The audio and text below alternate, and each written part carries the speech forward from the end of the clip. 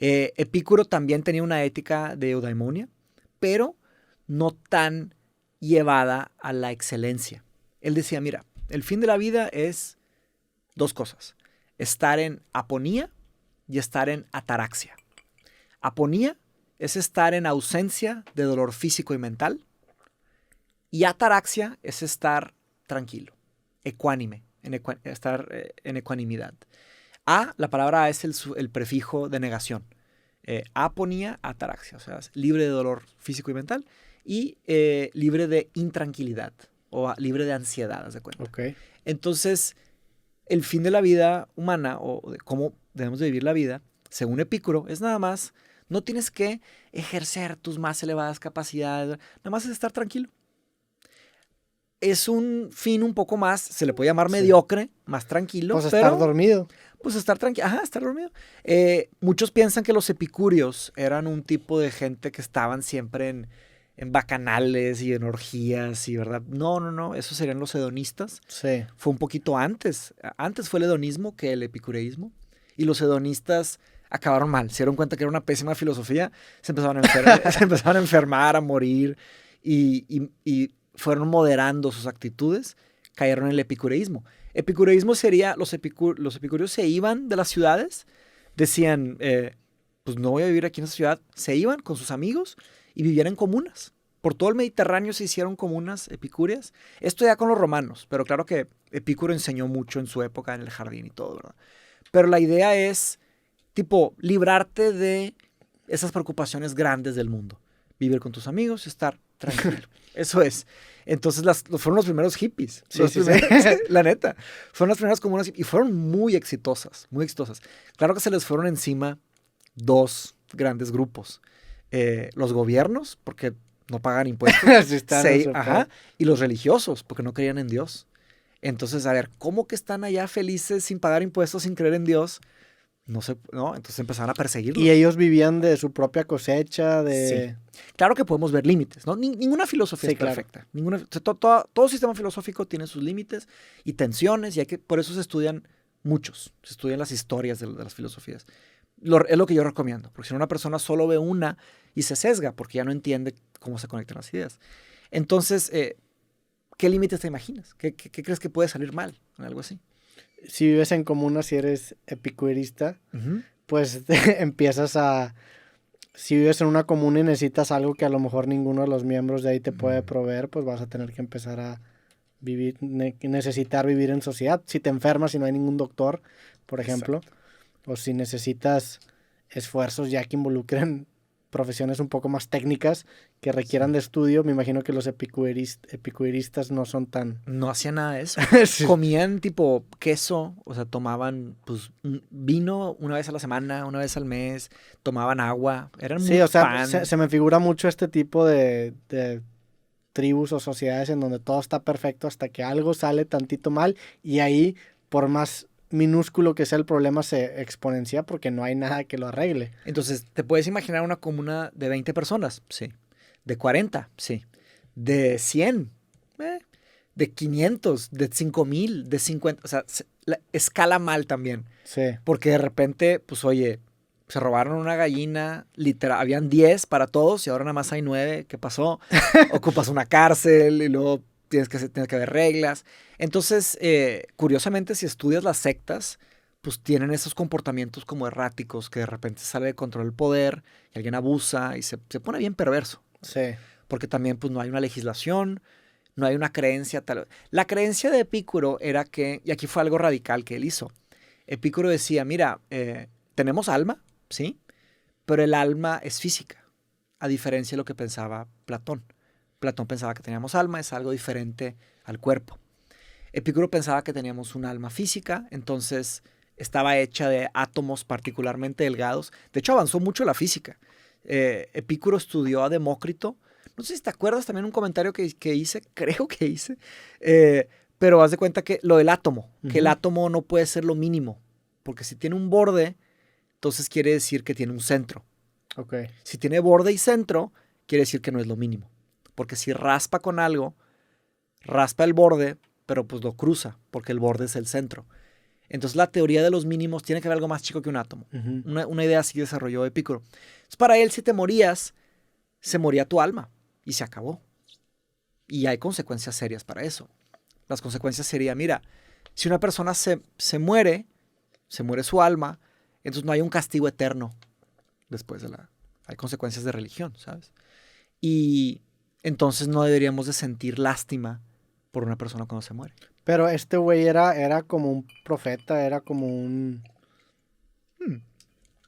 No necesariamente profeta, sino que él pues, hizo argumentos, ¿verdad? O sea, la historia de la filosofía fue... Pero era competencia con la religión, ¿no? Un poco. Es que acuérdate que... Sí, por supuesto. Sí. No, él era... O sea, era muy controversial esto que estoy diciendo en la época. Por supuesto que tenía, pues, sus enemigos y todo. Tenía sus protecciones políticas y todo. También no acabó tan bien. Pero a fin de cuentas, todavía no era el monoteísmo romano. Eso era mucho después. Epicuro todavía era pegado con Aristóteles. Ok. Entonces estaba pegado ahí. Entonces no es que fue un profeta, sino que él llegó a conclusiones que dijo, mira, vamos a quitarnos esas cadenas de encima. Y de hecho inspirado mucho en Sócrates, que hay una frase suya que dice que Sócrates pues retó tanto al Estado, porque no, pues le dijeron, mira, o te mueres, ¿verdad? O sea, o te matamos, o te vas de Atenas, o dejas la filosofía. Y él dijo, mira, pues yo la filosofía es lo que más me gusta, no lo voy a dejar de hacer, aquí nací, crecí, nadie me va a sacar de aquí, entonces mátenme. Entonces, al decir mátenme, retó el Estado y a los dioses, porque pues era inimaginable que escogieras la muerte. Entonces Epicuro se inspiró en él y dijo, mira, pues...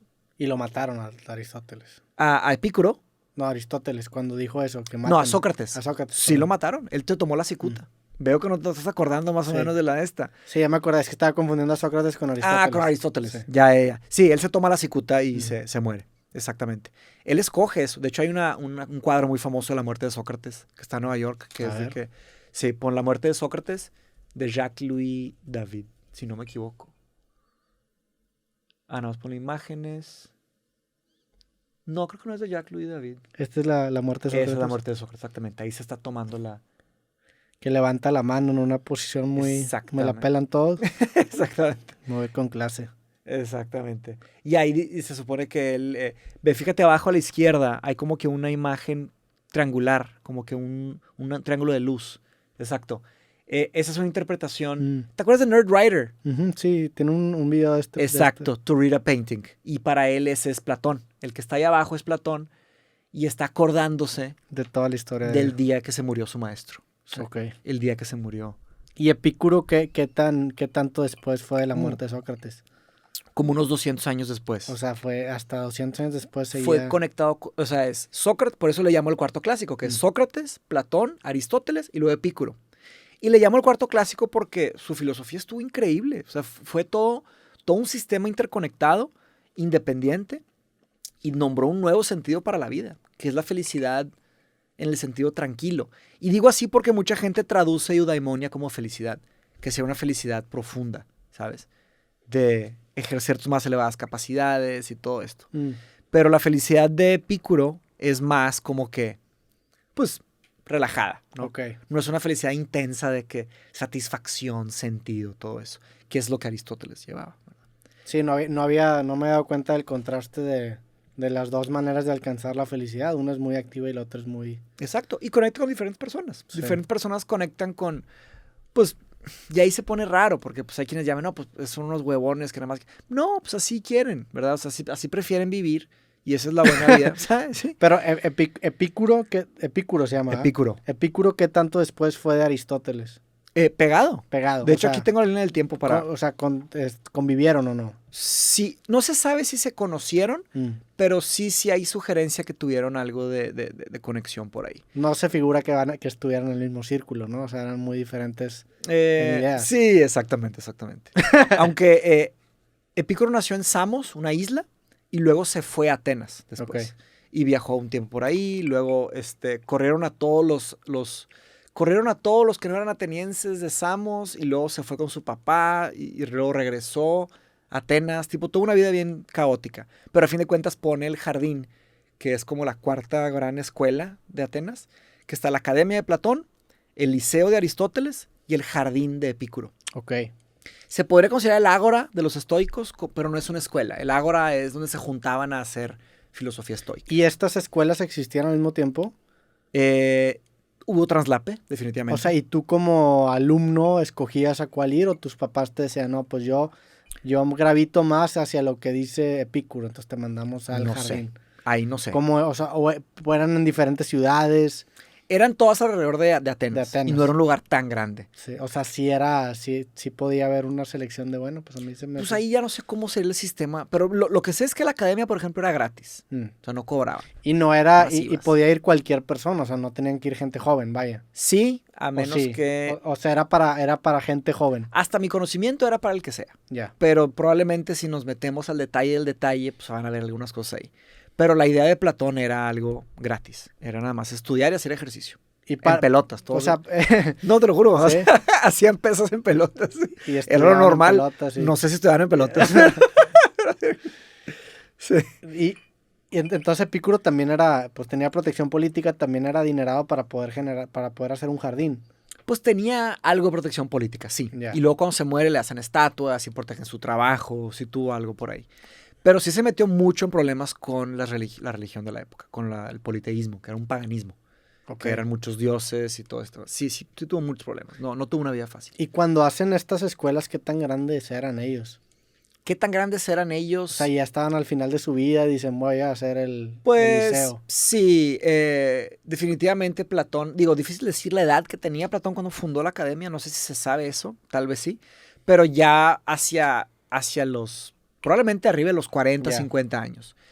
Aristóteles vivió hasta los 62, se muere con 60, lo exilian con 61 y se muere con 62. Epicuro no sé cuántos años tenía, pero probablemente sí. Edad avanzada o casi tercera edad, definitivamente. Okay. Ahora, lo interesante aquí, que quiero hacer ahora una pausa contemporánea, es que hagamos como una vista de águila del campo de la ética. Porque ahorita te di el inicio de la ética, que fue Sócrates, Platón, Aristóteles y Epicuro, de alguna forma. Luego conecta con los estoicos, y podemos hablar de eso ahorita. Pero la ética hoy, como estudio racional, académico, en los departamentos de filosofía, se divide en 3 secciones. Son tres divisiones que son las siguientes. Bueno, hay una cuarta que es nueva, pero las 3 son estas. Está la ética normativa, la metaética y la ética aplicada. Ahí te va cómo funciona. La ética normativa es el esfuerzo de los académicos de escribir y argumentar las normas de la ética. Las normas que regulan la conducta, cómo debes de vivir. Entonces, por ejemplo, una ética normativa, que son familias de ideas. Una ética normativa es la ética de virtud. Esa es una familia de normas. ¿Okay? Otra ética normativa es, por ejemplo, la deontología, la de Kant. Ahorita podemos llegar a Kant, pero la idea de la deontología es que, independientemente de las consecuencias, tienes que hacer lo que es correcto. Sí. Es tu deber, ¿verdad? Entonces, antes de hacer la acción, la piensas, la reflexionas.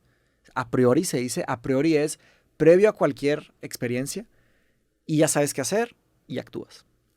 Y luego, otra ética normativa. Sin importar el contexto, según Kant. Sin importar el contexto. La acción es correcta independiente del contexto. Sí, el imperativo categórico es una fórmula que es como hueca, es como un cascarón, que la aplicas a cualquier situación y te va a decir qué hacer.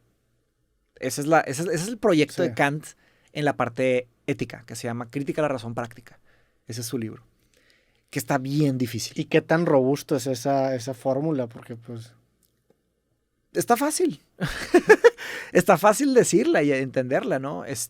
Tiene 4 formulaciones que significan lo mismo, pero con que te sepas 2 ya, como significan lo mismo, pues ya. Deduces todo lo demás. Exactamente. Una se llama la fórmula de la humanidad, que es: nunca debes de tratar a otra persona como un medio, sino como un fin en sí mismo.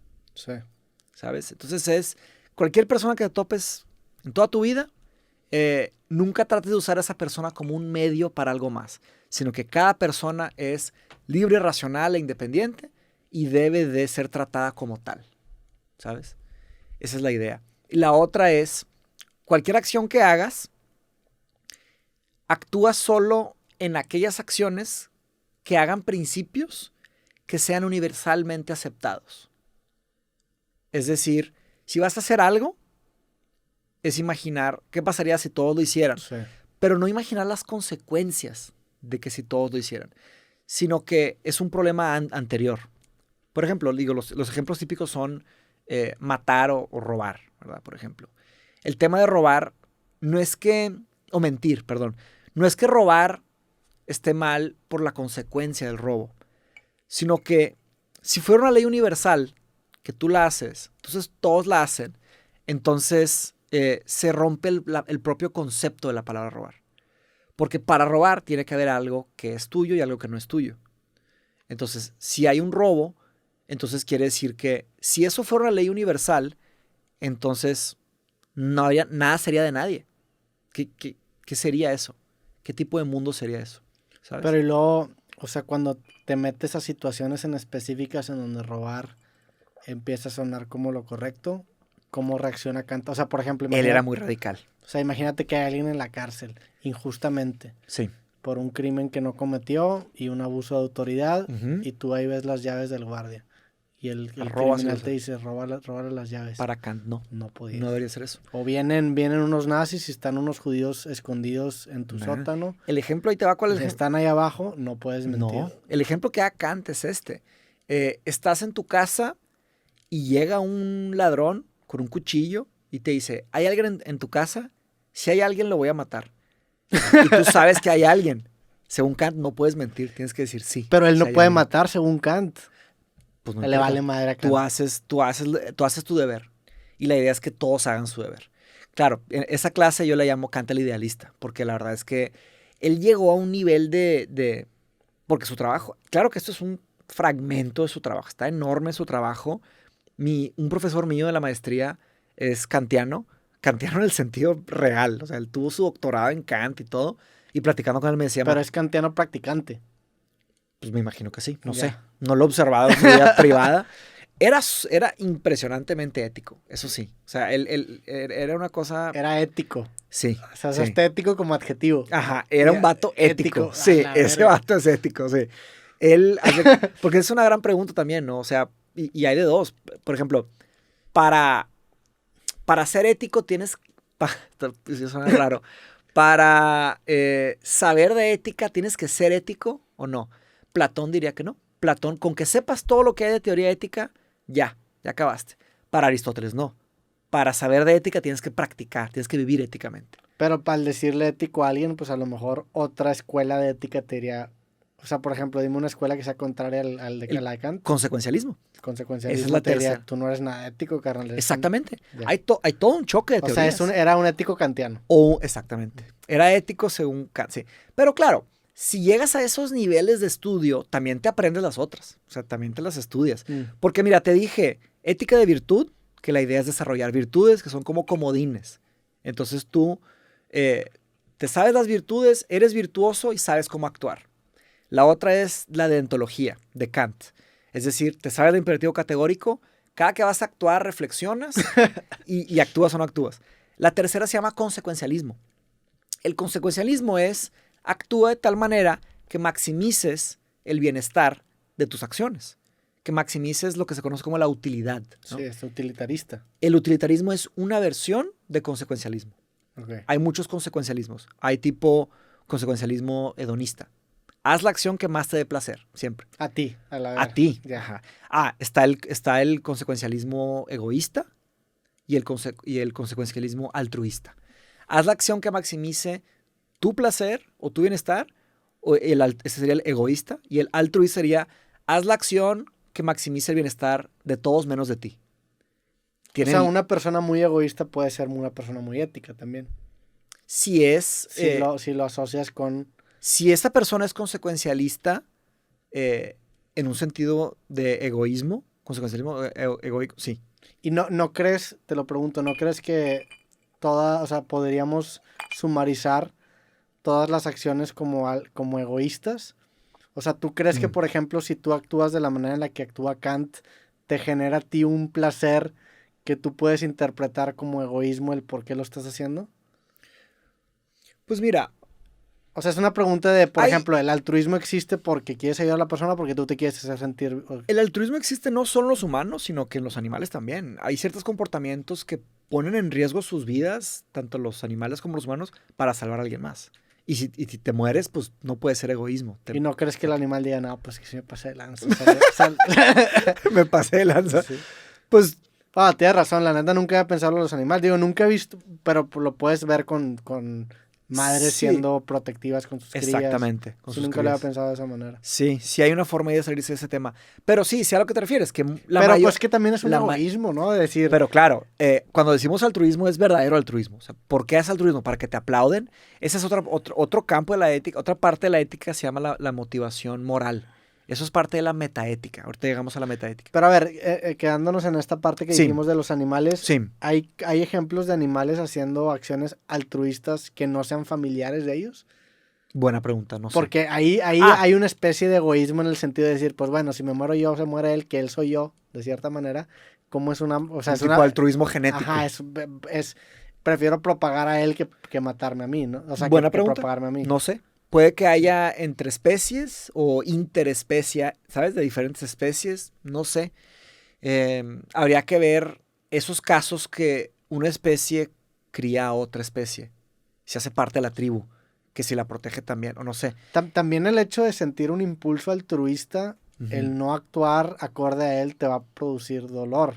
Entonces también se vuelve algo egoísta el decir, pues me voy a sentir de la verga si no hago esta acción altruista. Exactamente. Incluso para un animal. Hay un tema psicológico. Va a entrar en un... Sí, pues también te pueden duelo. rechazar de la tribu. Sí, sí, sí. Si no eres...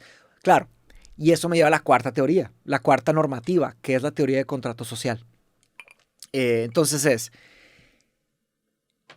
estamos hablando de las Ujú. éticas normativas. Una sería ética de virtud, de que los griegos antiguos. La segunda sería la deontología, que no la inventó Kant, la inventó uno que se apellida Pufendorf, algo así, alemán. Está más chido Kant. Está más chido Kant. Pobre Claro que, Pufendorf. sí, no trae nada. Claro que Kant fue el que la hizo enorme.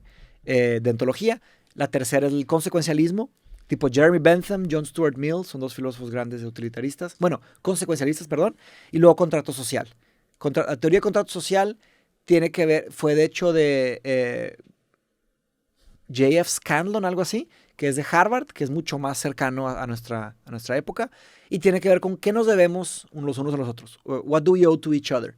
¿Qué nos debemos entre, o sea, qué le debes al vecino, qué le debes, o sea, sabes, como comunidad. Y a nivel social, como que vives en una ciudad, automáticamente firmas un tipo de contrato social para poder participar en la ciudad. Entonces ya es una teoría ética más compleja. No nada más piensas en ti o en tu familia, sino piensas a nivel social o a nivel comunidad. Y estas teorías éticas, ¿en dónde se definen? O sea, son las que...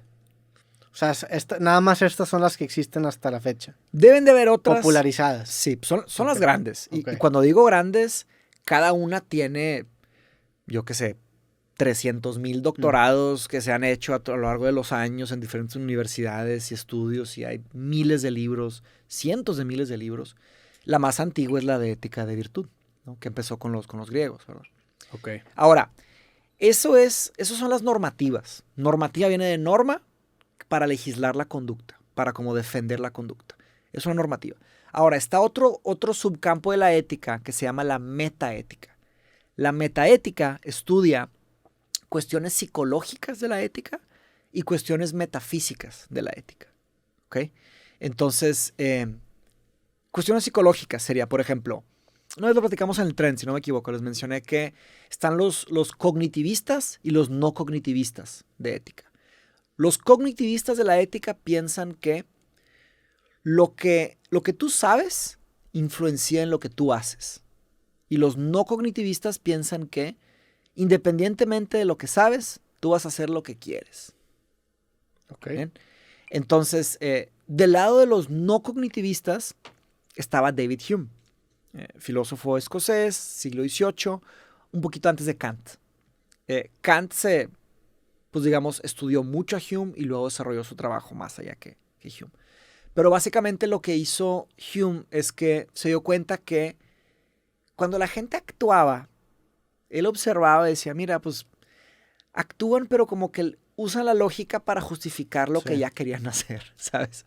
Entonces su frase famosa es que la razón es y siempre será esclava de las pasiones. Digo, está más elaborada la frase que eso, pero básicamente es eso. Entonces la idea es, oye, si quieres dejar de fumar, puedes saber todo lo que existe del cigarro, pero si no quieres dejar de fumar, no lo vas a dejar. Ok. ¿Sabes? Esta idea se ha agarrado mucha relevancia en este momento, en estos años, ¿no? Pues empezó el siglo XVIII. Es una idea fundacional. Estas ideas moldearon el mundo. Para tener una referencia, la psicología empieza mucho después. Hume desarrolló este trabajo previo a los estudios psicológicos, ¿no?